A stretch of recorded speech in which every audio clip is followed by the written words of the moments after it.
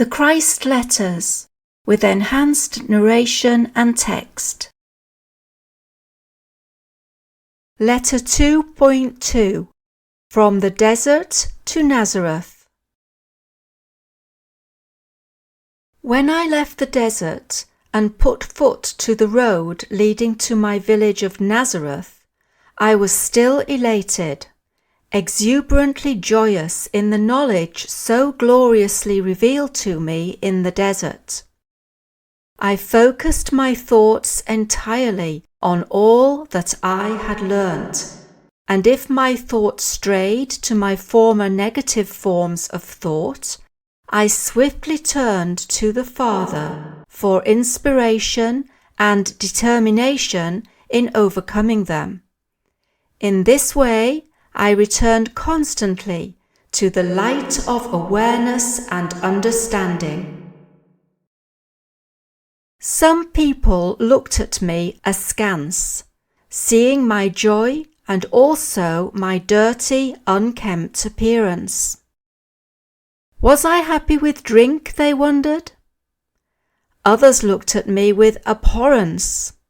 Instead of reacting with anger as in the past, I remembered that I had been blessed with visions and knowledge they could not even begin to imagine.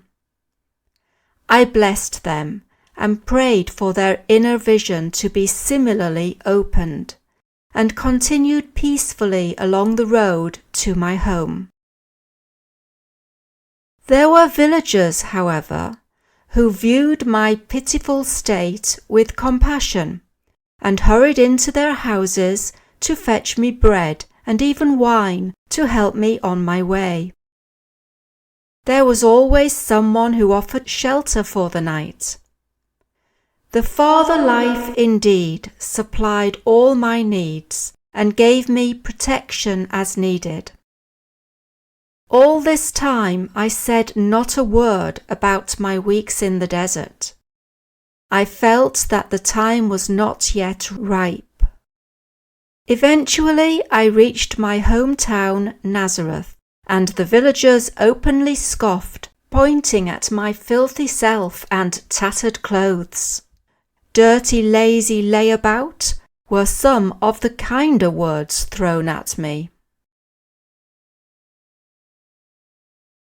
I came to my mother's door with a feeling of dread, since I knew she would be more shocked than her neighbours when she saw me stand in front of her, thin, bones showing through skin, eyes sunken and cheeks hollowed out, face burnt black and lips blistered with the sun, and beard grown long and straggly.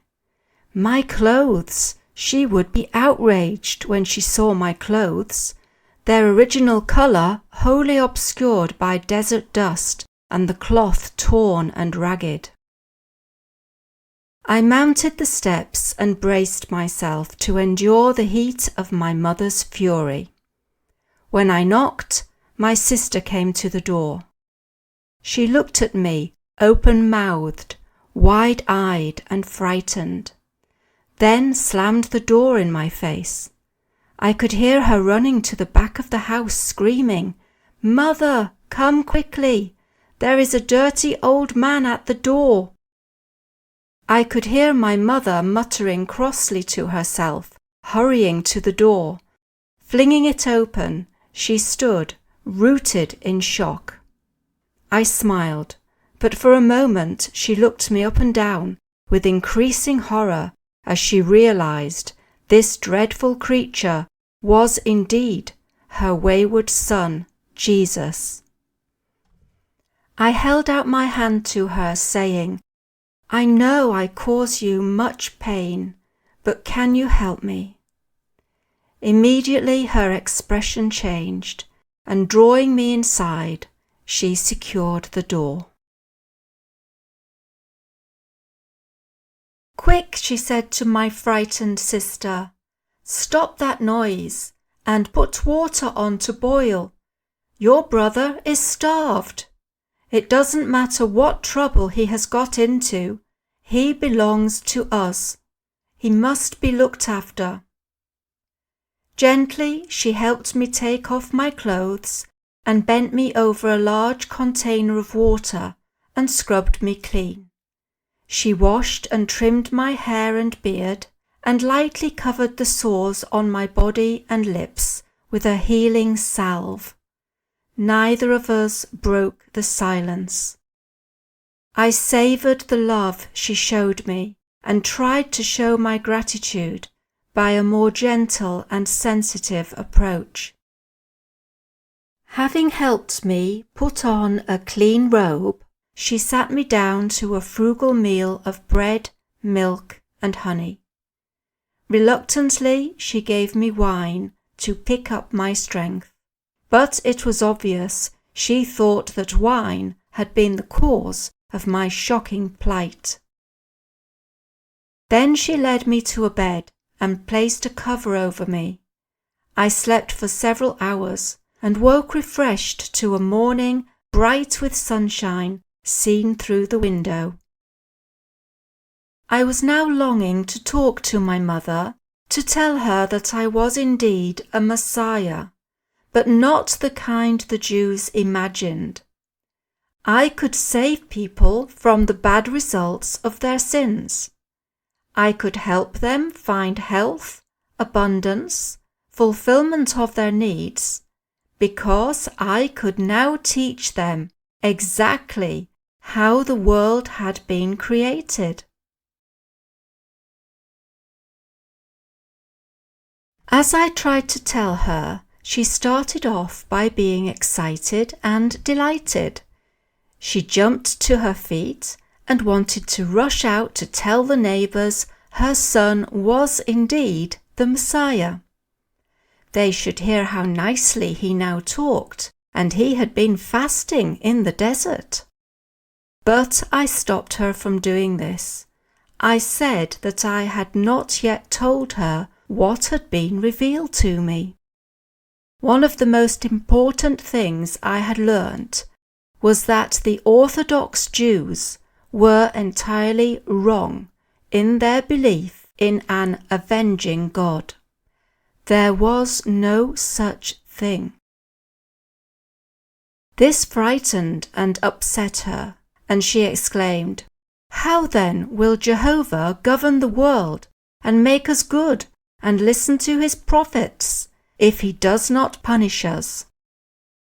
Are you now so big that you are going to tell the high priests their own business handed down to them from the time of Moses?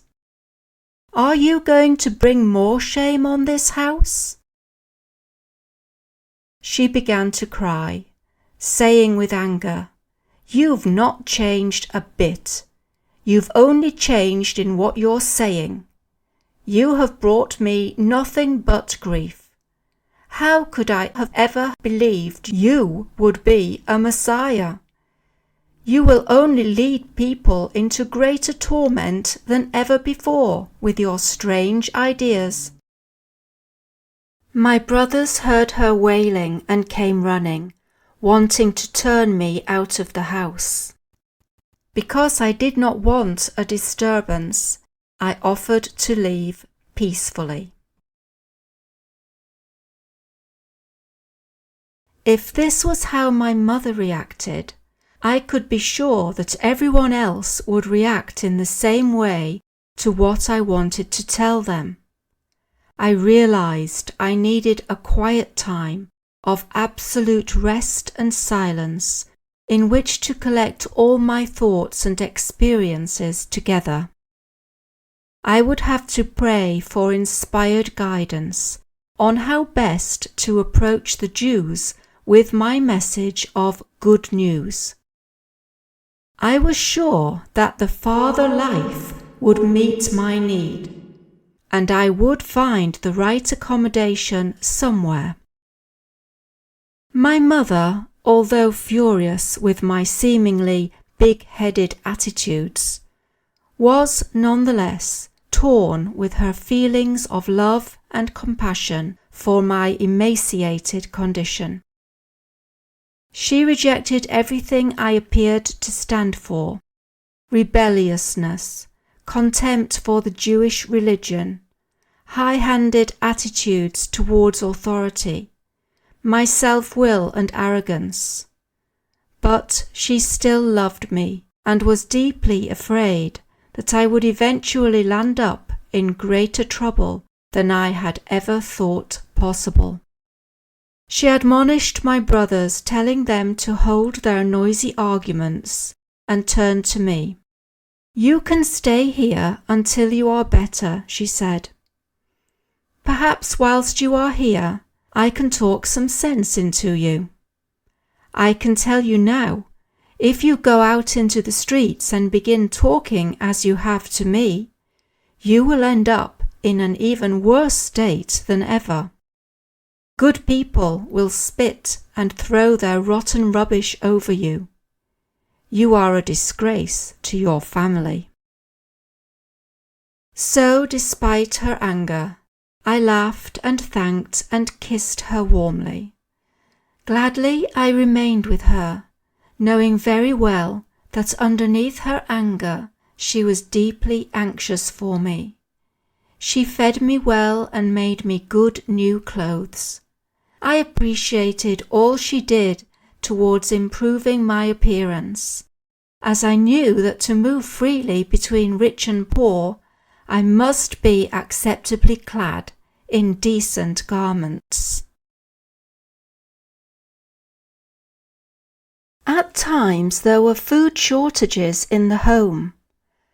Drawing on the power of my father, I replenished them, saying nothing. Neither did she. I knew she wondered, sadly, whether to all my other bad habits I had now added that of thief. Then she caught me with a freshly baked loaf in my hands, and knew that I had not been out of the house to buy it, and neither had the stove been in use that day. She said nothing, but gave me a long, pondering look. I could see her attitudes change at that moment. She was no longer sure of her ground. She was beginning to question her own attitudes towards me, and also the truth of my statements. What really happened to him out in the desert? How could he make a loaf of bread without fire, flour, and yeast? What does it mean? Is he the Messiah? Then my brother cut his hand. He was in much pain when it festered. He allowed me to put my hands on his wound and quietly pray. I could see that he felt the power flow into his hand, because he looked at me strangely. "The pain has gone," he said briefly.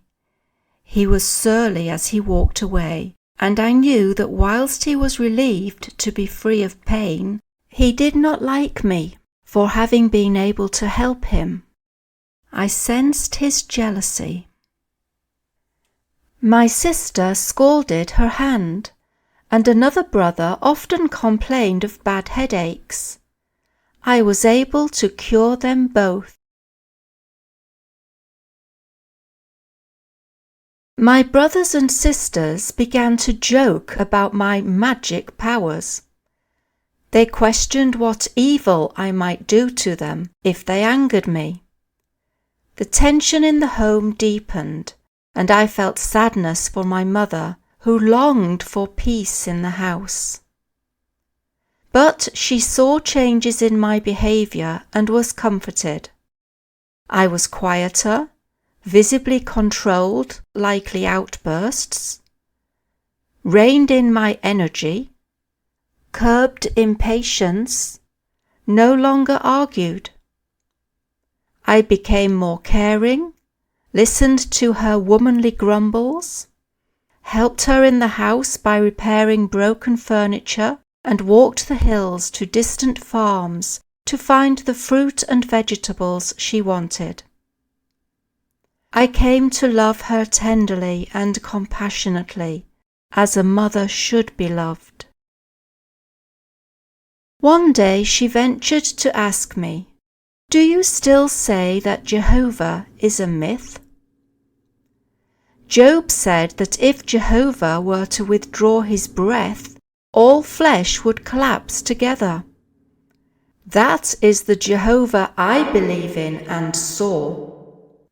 No one has seen Jehovah, she said firmly. I saw that which has brought all things into being, I replied quietly. I call it the Father, because it is perfect love. Love more perfect than a mother's, I added, smiling at her. It works in, through, and for all its creation. It is the Father in me which has brought you the things you needed in the house and healed my brothers and sisters so swiftly. I could see she was beginning to understand a little of what I said. What of sin? She asked. There is no sin as we understand it. We are born to behave as we do. We have to find a way to overcome our human thoughts and feelings, for they separate us from the protection of the Father and bring us our sickness and misery. When we have learned how to overcome the self, we will enter the kingdom of heaven. My mother turned away silently, obviously pondering what I had said to her, but no longer angry. I knew she was thinking about my statements and realized they would be turning her safe and well-known world upside down. Without her belief in a Jehovah threatening dire vengeance if mankind was unruly, she would feel lost and insecure. She would wonder how the world would ever manage if it was left entirely to men to control the evil doings of themselves and others. Even kings and governors were wicked in their actions. Without Jehovah to rule and punish sinners, where would it end? Whilst regaining my strength, I studied the scriptures diligently to enable me to meet Pharisees and scribes with confidence. It was also imperative I should know what had been written of the Messiah, because I was convinced I was he of whom the prophets had spoken. I could indeed rescue, save, people from misery, sickness, and poverty, even restore them to health and prosperity by showing them the truth concerning the kingdom of heaven and the reality of the Father. When I felt I was sufficiently prepared to go out and teach and heal, to please my mother, I agreed to go one Sabbath to the synagogue in Nazareth and speak to the congregation. As was customary, I stood up and was handed Isaiah to read. I chose the passage prophesying a Messiah would come, who would release the Jews from every type of bondage. The Spirit of the Lord is upon me, because he has anointed me to preach the good news to the poor. He has sent me to proclaim release to the captives and recovering of sight to the blind, to set at liberty those who are oppressed, to proclaim the acceptable year of the Lord. Then I sat down, saying, Today you have seen this prophecy fulfilled in me. There was shock and amazement on the men's faces, but I continued to speak, knowing that the Father would tell me what to say. The words came without hesitation. I spoke about my experience in the desert and related my vision of the baby growing into manhood, all the while, all unknowingly, wrapping himself around with mental thongs and chains, thus blinding and imprisoning himself in interior darkness and shutting himself off from God. I explained that in so doing, they exposed themselves to oppression from conquerors, slavery, poverty, and disease. For God is light, I said, and light is the substance of all visible things. And light is love, which makes all things for man to enjoy. All blessings of abundance and health were freely available to him who loved God with mind, heart, and soul, and lived strictly according to the laws of God. When I had finished, there was complete silence in the synagogue. I felt that the congregation had experienced something strange and powerful, and had been lifted to a higher plane of thought, and wanted nothing to disturb the transcendent tranquillity of that moment. Then the whispering started amongst themselves. They were wondering who I was. Some were convinced that I was the person Jesus, whose family was known in the village, but others could not accept this, since I had spoken as one having authority. Unfortunately, I felt my old reactions to these religious men returning. I knew they had despised me in the past, and so I expected rejection. I slipped back into my old challenging attitudes and thoroughly angered them. Through my own human reactions, I invited disaster, and disaster I almost got. The younger men, urged on by their elders, rushed at me and dragged me to the highest cliff top to hurl me to my death. But I prayed to my Father for deliverance. Suddenly it seemed they were so stirred up they hardly knew what they were doing, and turned on each other. I was able to slip from their midst and escape. It was strange. They seemed not to notice my going. Badly shaken by my experience, I managed to send a message to my mother, saying I was leaving Nazareth immediately, and was going down to Capernaum, a gracious town by the Sea of Galilee.